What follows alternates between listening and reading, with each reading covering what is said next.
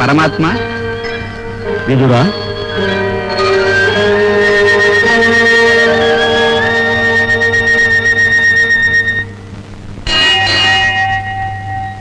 அதோ கிருஷ்ணன்.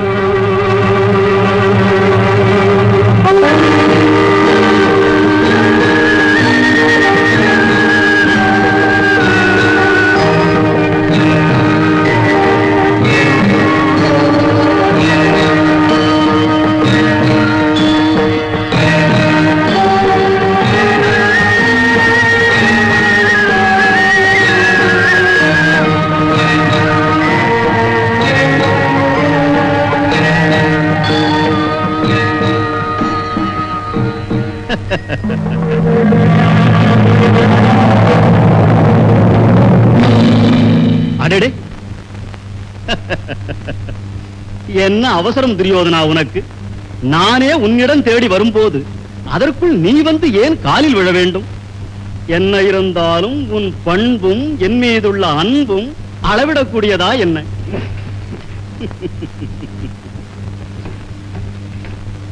வாசுதேவா, வருக வருக. சபையின் சார்பாக என் வணக்கம் ஏற்க. எல்லோருக்கும் வணக்கம். மாமா நலமா? நலம்தான். ஓ, சகுனி மாமா சௌக்கியமா?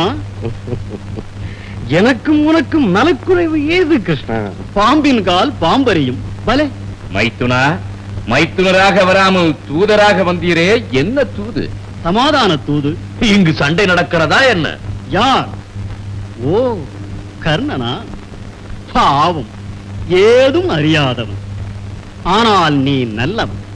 இப்போது சண்டை நடக்கவில்லை, இனியும் நடக்காமல் இருக்கத்தான் நான் தூது வந்தேன். அப்படியா கிருஷ்ணா? ஒரு சிறு சந்தேகம். சண்டையிட விரும்புவது யார்? பாண்டவர்கள் சண்டையிட விரும்ப மாட்டார்கள். அர்ஜுனன் இருக்கும் போதுமா? அவன் அண்ணன் பீமனும் இருக்கிறான். என்றாலும் தலைவன் ஒரு தருமன். அங்கு தலையிருக்க வால் ஆடாது. உணர வேண்டிய அறிவுரை. சித்தப்பா, உடன் பிறந்த வியாதினி. துரியோதனா, இரு. கண்ணா, நாடி வந்த நோக்கத்தை இங்கு கூடியுள்ள சபை முன் கூறு. பாண்டவர்களுக்கு தண்டனை 12 ஆண்டு வனவாசம், ஓராண்டு அஞ்ஞாதவாசம். அது வெற்றியாக முடிந்தது. இதை சபை அறியும் அல்லவா? அதனால் ஒன்றுமில்லை, சேர வேண்டுவதை கொடுக்க வேண்டும், அவ்வளவுதான். யாருக்கு? பாண்டவர்களுக்கு. என்ன வேண்டும்? பாதி ராஜ்யம். யார் கொடுக்க வேண்டும்? கௌரவர்கள். ஏன் கொடுக்க வேண்டும்? பாகத்திற்குரிய பங்காளிகள். பங்காளியாவது பாகமாவது எங்கிருக்கிறது உரிமை? ஏன் இல்லை? தருமன் சூதாடினான், சூழ்ச்சிக்காரன் அழைத்தான், ஆடினான். மதி இருந்தால் மறுத்திருக்க வேண்டும். விதி அதுவல்ல, அறைகூவலை மதிப்பதுதான் அரசருக்கு அழகு. மதித்தான், ஆடினான், அரசை இழந்தான். பிறகு அடிமையும் ஆனான். அதோடு நின்றானா? மனைவியை பணைய வைத்தான். பதிவுள்ளவன் செய்வானா? ஓஹோ, நோக வைக்கும் கேள்வி. ஆனால் கேட்க வேண்டிய கேள்வி. கர்ணா, வேண்டாம். ஏன்? தலை சாய்கிறதா? கர்ணா, கண்ணா, மனைவியை பணைய வைப்பதா? பிறவிக்கு மானம் வேண்டாமா? அதை இழந்தவன் வாழ வேண்டுமா? அந்த வாழ்வுக்கு சொத்ததற்கு, சுகமதற்கு, அதற்கு தூது ஏன், துணையே? கர்ணா, உன் பேச்சு அதிகம். ஆனால் வீண் பேச்சல். நிறுத்து. நடந்ததை மற, சத்தியத்தை நினை, தத்துவத்தை அறி. தத்துவம் இதென்ன புது வித்தை? வித்தை அல்ல, உண்மை இது. தோல்வி மனிதனுக்கு வெறி மூட்டும், வெறியில் மதி மாறும். எதிரி அது சமயம் இடம் கண்டு இடிப்பான். வெறி மேலும் வீங்கும். நெறிகட்டு அறம் விட்டு தடம் மாறி படுகுழியில் வீழ்வான். இல்லை, எதிரி விழ வைப்பான். இந்த அநீதியில் கைதேர்ந்தவன் சகுனி. விதி விட்டு விலகி சதி செய்ததை மறக்காதே, இன்று நீதி செய்யவும் மறுக்காதே. ஆஹா, உத்தமன் கூறும் சத்திய சொல் அத்தனையும் இதற்கு மேலும் வரட்டு வாதமும் முரட்டு பிடிவாதமும் நேர்மையாக. அண்ணா திருதராஷ்டிரரும் அறிவுநிலை பெரியோரும் தர்மம் கூற வேண்டும். சித்தப்பா, அரசுக்குரியவன் நான். என் உடமைக்கு இடையில் வர யாருக்கு உண்டு உரிமை? பாண்டவருக்கு சேர வேண்டுவது பாதி பங்கு. இது நீதி. இதுவே என் முடிவு. நான் இறந்த பிறகு அது. ஐவருக்கும் ஆளுக்கொன்றாக 5 ஊரையாவது கொடு. 5 ஊரா? 5 வீடு கூட கிடையாது. ஊசி முனை இடம் கூட கிட்டாது. எழுந்து நட. துரியோதனா! முழுங்காயை! துரியோதனா! மன்னிக்க வேண்டும் தாத்தா, மன்னிக்க வேண்டும். நான் மாற மாட்டேன். துரியோதனா, அப்படி சொல்வது தவறு. அல்ல, அதுவே சரி. பரந்தாமனின் வேண்டுகோளோ மிகச்சிறிது. உணர்ந்து பார். குருதேவா, குருதேவா, அளவை பொறுத்ததல்ல, உரிமையை பொறுத்தது விஷயம். மகனே, அப்பா, அடக்கம் இல்லாமை நல்லதை அழித்து விடும். அறிந்து முடிவுக்கு வா. நான் சொன்னதே முடிவு. அப்படியா?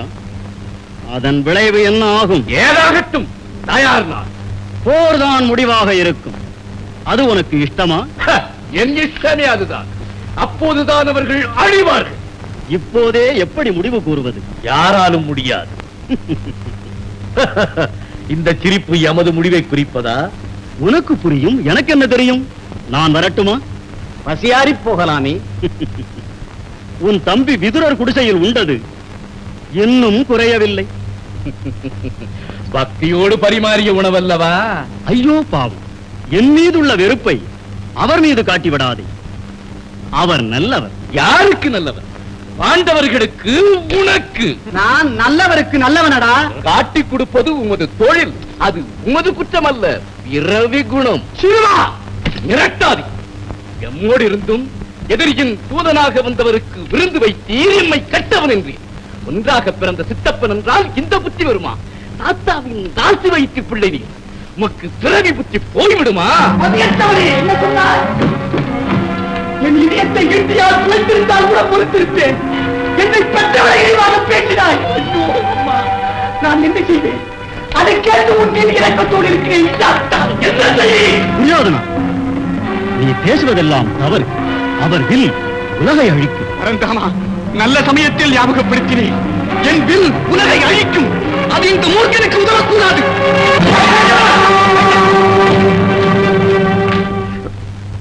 உலகில் வீரத்திற்கு உயர்வாக இருந்த ஒரே தனுஷ் விஷ்ணுவின் கையாயுதம். அது முறிந்தது. நல்ல வீரமும் இருண்டது.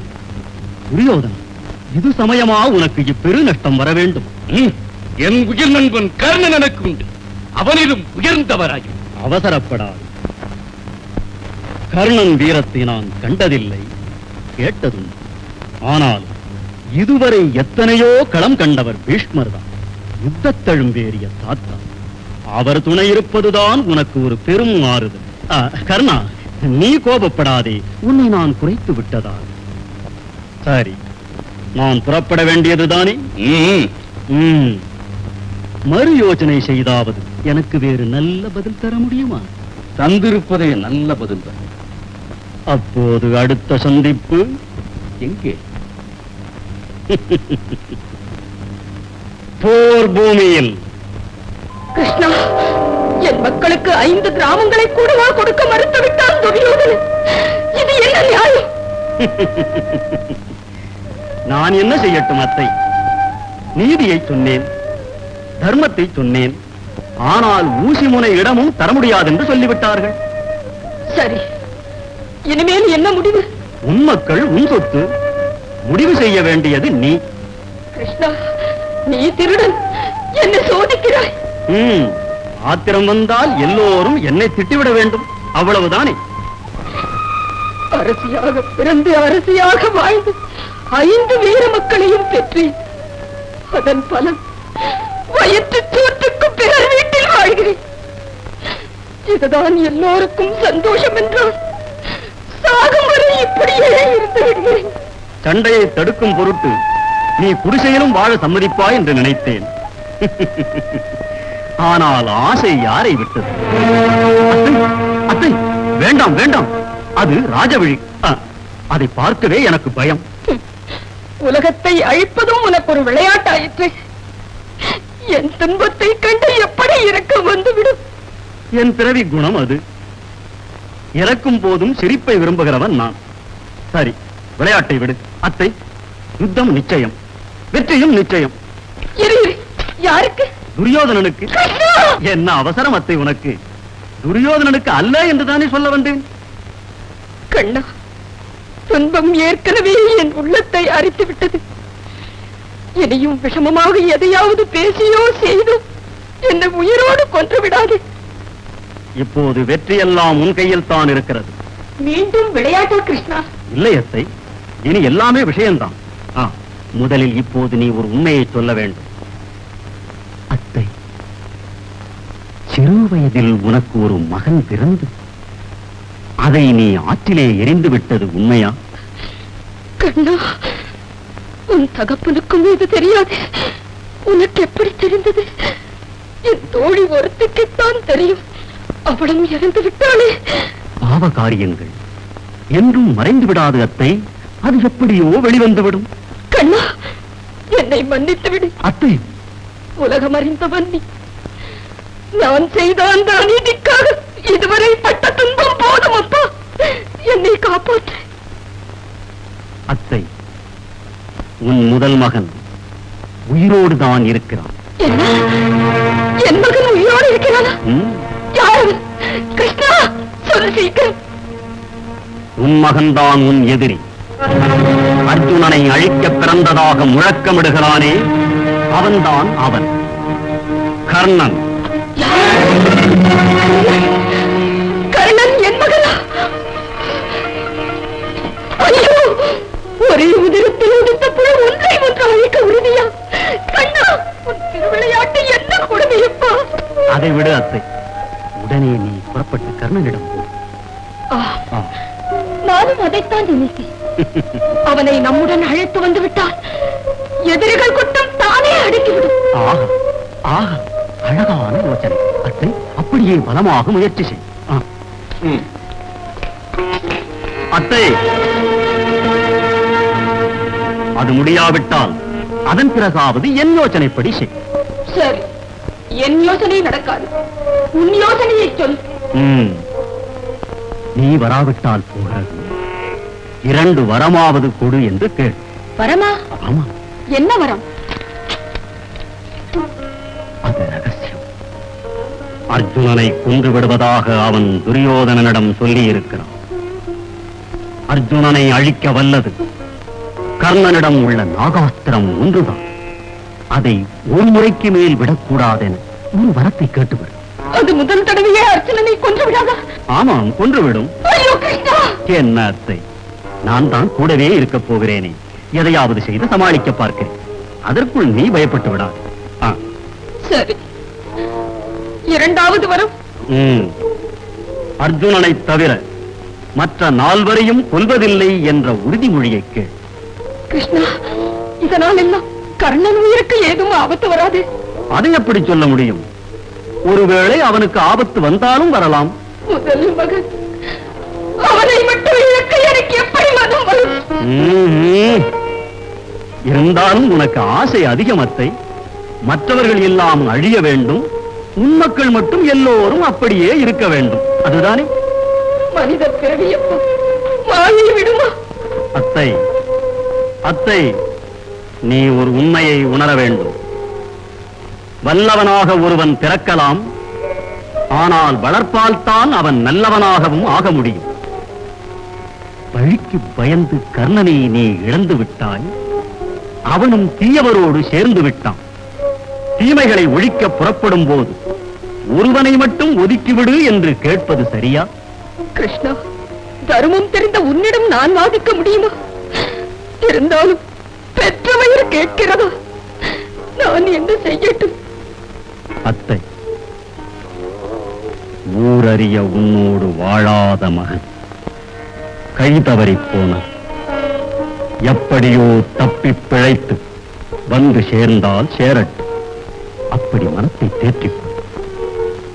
என்னை போல் ஒரு பாவி கர்ணன் தாயாக பெற்றதற்கு அவனுக்கு என்னென்ன அவமானமோ அவதியோ யார் கட்டார்கள்? அத்தை, அத்தை, புறப்படு. தம்பியா, வா வா, இப்படி உட்கார். அடடே, உனக்கு 100 வயது. நீ நல்லவன் என்று இப்போதுதான் நான் சொல்லிக் கொண்டிருந்தேன். அதில் என்ன சந்தேகம்?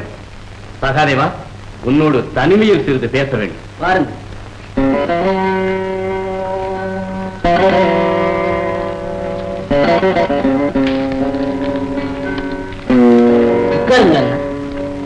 தங்கள் உத்தரவு என்னவோ?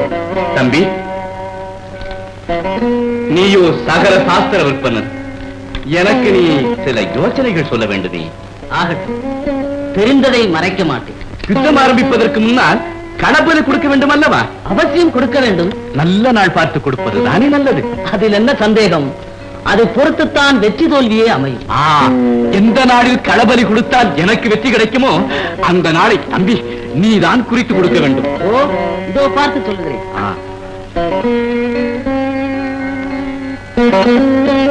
அமாவாசை என்று பலி கொடுத்து சண்டையை துவக்கினால் தங்களுக்கு வெற்றி நிச்சயம். ஓ, இது நிச்சயம் தானே? சாஸ்திரம் பொய்யாக. நான் வருகிறேன்.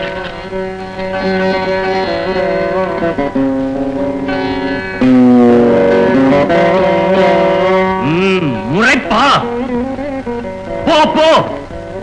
ஏனப்பா சகாதேவா, அண்ணன் என்ன சொல்லி போகிறான்? சமாதானம் தானே? சமாதானமா? அவர் ஜாதகத்திலே அது கிடையாது. சரி, வேறு என்ன ரகசியம் பேச வந்தான்? ரகசியம் ஒன்றுமில்லை. களபலி கொடுக்க நல்ல நாள் குறித்து தர சொன்னார். எதிரியிடம் வந்தா இதை கேட்பது மடையன். பீமா, இவன் முடியாது என்று சொல்லி இருப்பான். அதனால் தான் அப்படி முறைப்பாக போகிறான். இல்லையே, அவர் கேட்டபடி நான் நாள் குறித்து சொல்லிவிட்டேனே. நீ மடையன். அண்ணா, சாஸ்திர தர்மம் அது. நான் எப்படி மாறுபட்டு நடக்க முடியும்? சரி, நீ குறித்து சொன்ன நாள் எது? அமாவாசை என்று பலி கொடுக்க சொன்னேன். பாழாக போனது போ. தர்மா, இனி சண்டை போட்டா முடிவு தெரிய வேண்டும். அந்த நாளில் பலி கொடுத்தால் துரியோதனனுக்குத்தான் வெற்றி கிடைக்கும். நீங்கள் எல்லோரும் மறுபடியும் கௌரவமாக வனவாசத்திற்கு புறப்பட்டு விடுங்கள். அண்ணா, இது என்ன அநியாயம்? தாங்கள் தான் இதற்கு ஏதாவது மாற்று செய்து எங்களை காப்பாற்ற வேண்டும். இல்லாவிட்டால் என் விதி இன்றோடு முடிந்தது என்று முடிவு செய்து கொள்ளுங்கள். அம்மா,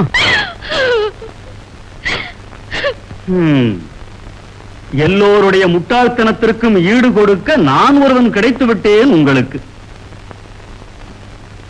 சரி, மூளைக்கு வேலை கொடுத்து பார்க்கிறேன். ஏதாவது தோன்றினால் உங்கள் அதிர்ஷ்டம்.